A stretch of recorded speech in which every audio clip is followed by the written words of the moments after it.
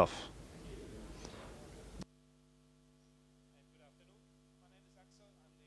Director of the RIPE NCC. Cabling problems here? Whatever. So, that was quite detailed. I'll take the higher level a little bit, although I have the required IPv6 slides as well, a couple of them. I will try also to talk a little bit slower than Yen. It sounds very excited when you talk. No, it's nice, it's lovely. They kept up. I know. No, I only have 5 minutes, I'm sure. So better speed up a bit. Up and to the right, we saw that. That was great in IPv6. We also have that at the RIPE NCC membership level. Not quite a steep up yet. Maybe I hope it will stay like that. But if you look at it, we are accelerating, or you are accelerating a little bit there. Earlier this year, we hit the 10,000 members mark. And if you look at the slide, from about mid-2012, it seems to be accelerating a bit. And we think that it has something to do with the IPv4 runout, that new members occasionally have been trying to get addresses, V4 addresses, from their upstreams, and they are being sent our way. Can't do anything for you, go to the RIPE NCC, pay some money and get some addresses. /22s, that's something. It's nice for us in that certainly more members mean we can spread the expenses that we have at the RIPE NCC across more people, so it's cheaper for all of you. Now, I do apologize to those people who have been at the Warsaw meeting 2 weeks ago, who have seen sort of similar presentation there, but most of the faces I see in this room I have not seen in Warsaw. So the rest of them, the rest of you who have seen it already, please go for your power nap in the afternoon and come back for the questions. So from the annual report from last year, a couple of KPI numbers there. Like I said, strong growth. We've seen quite a lot of IPv4 allocations still, /22s, about 1,900 of them, and also 1,700 IPv6 allocations. That's quite nice. We see that more than 2/3 of our membership has received an IPv6 allocation, which is a great number, but as we've seen, pickup and deployment is relatively slow still. We have been asked many, many years ago to go and find proper contractual relations and contact points with PI holders. We have done so. We've done many efforts there. Quite a significant number of staff. Over the course of last year, we processed more than 6,000 of those the PI contractual contracts there. And we continue to do so. Now we are down to the long, slow tail, and it'll take some more effort for quite some time. Resource certification, 20% of our membership have their resources certified, so that's quite a significant number, and we'll continue on that project, and we hope that number will go up as well. I hear that RIPE Atlas is quite popular, especially in this region, and the RIPE NCC is quite trusted to do funny things on your network. I am quite flattered with the trust that you're placing in us, and but as you've heard, that's something that sort of the wider community has to say whether they want us to do funny things on your network or not. But generally, I see that RIPE Atlas has become quite accepted after some of the more turbulent starting activities there a couple of years ago. More than 500 active probes we have deployed. We are looking to get out more. We've brought some here. You've heard that earlier today. And the network is growing quite nicely there. Also, if we look at the numbers, especially in comparison to the previous year, 2012, of RIPE Stat users has grown quite significantly to more than 1 million. That's a great number. We seem to be on the right path there with sort of consolidating all our data divulsion services. They're basically where we get stats under one name, one place on the website, and show them to you. Financials also interesting, and I'm proud to say that we kept lower than budgeted for 2013. Also, staff numbers are fairly flat and actually a bit lower than budgeted for last year. The reserve levels, our executive board says we should keep about a year's operational expenses in our reserves, and we sort of stick to that We try to hit it on the mark, but then we have more members than incoming than expected. We have a bit of a surplus there, so we never quite make it. And maybe the most important number here is that the cost per member is falling again, or has been falling again against 2012 by 6%. That's a nice thing. I hope you're happy with that. So generally, we are striving to keep the organization relevant to you, and by that we mean it needs to be, of course, first of all, useful. Other direction. First of all, useful to our members, whatever that means. You tell us what you find useful, and then we'll do that. But also, of course, the whole thing needs to be stable, resilient, and secure as well. We do quite a lot of things in terms of improving our services. Some of that you see on the external website and external services immediately. Some of that is more internally related, and you might detect that by increased efficiency rates and the like. Looking at that, RIPE database, better documentation, and more refined release procedures in getting new software out to you. We've had quite some discussions there on the mailing list. We said we wanted to keep the registry up to date and correct, and that, of course, is extremely important. For that, in the past, we have done what we called audits.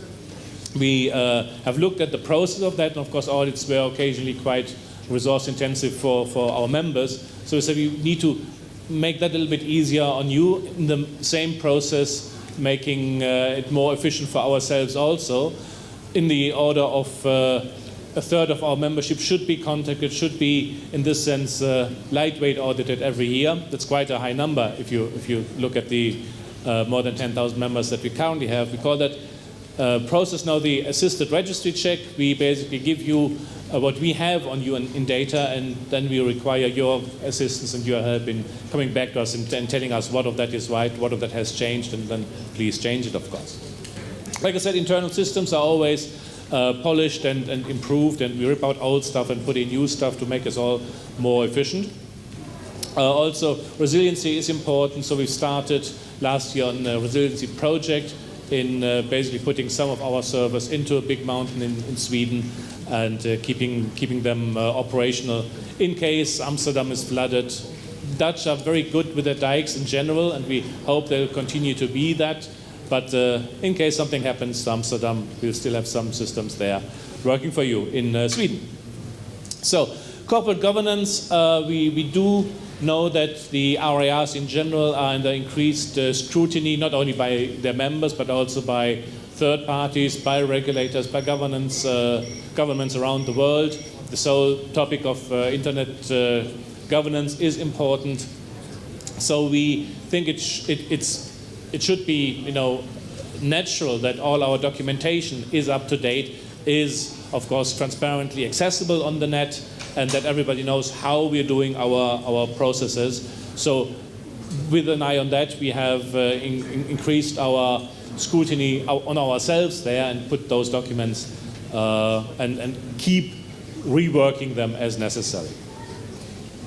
Now IPv4, and apologies for mentioning that even, that old protocol there, but it has become a little bit scarce, and we do see increased attempts by the bad guys in the world to get their paws, the dirty fingers, onto IPv4 addresses that are not really theirs.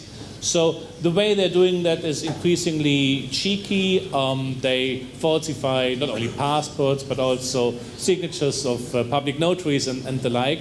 So we see it as our task to also keep an eye on that and find out where it happens, and to take countermeasures there.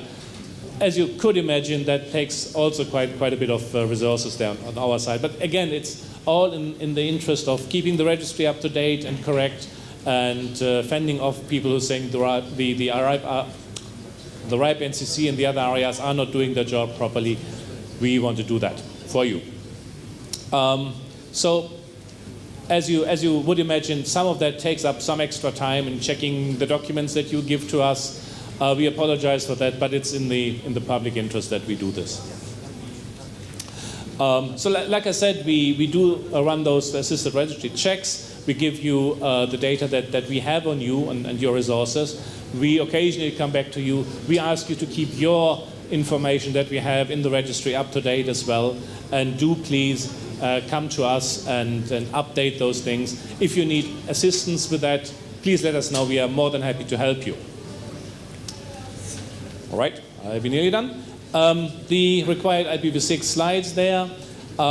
This is a bit of a movie there. If you look at those two, this is generally the member situation. 30% of our members don't even have IPv6 addresses, and it's a little bit worse in the Russian Federation, so get cracking. Do it, otherwise you're in trouble with Jen. Some other colorful slides here. Over time, it does get better. That's the time there, and that's sort of the various countries in the region. This is all very colorful. Don't look at it too closely. You can see that and analyze the slide if you want to. It's online, of course, as well. Right, other improvements, as we've heard a little bit earlier today already, we are finally convinced that yes, we have to do something with languages. We have to look at the website and translate the most important pages first. We want to do this. We are taking this up. We hear that from the membership survey, and we are finally doing that. Also, contact with our membership is important. We have been coming here regularly. I've been welcomed for the 5th time in this hotel. Okay, I thought I had been here a bit more than that, but there are other places as well.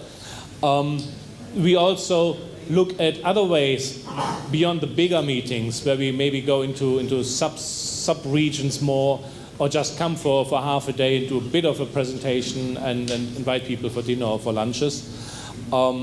Capacity building, training. From the survey, we always hear that it's very, very important that we do training. So yes, we are developing the training courses. We are also, instead of multiplying our trainers and increasing costs there, we also look at better ways for e-training, e-learning platform we are building up, and you'll see that shortly as well.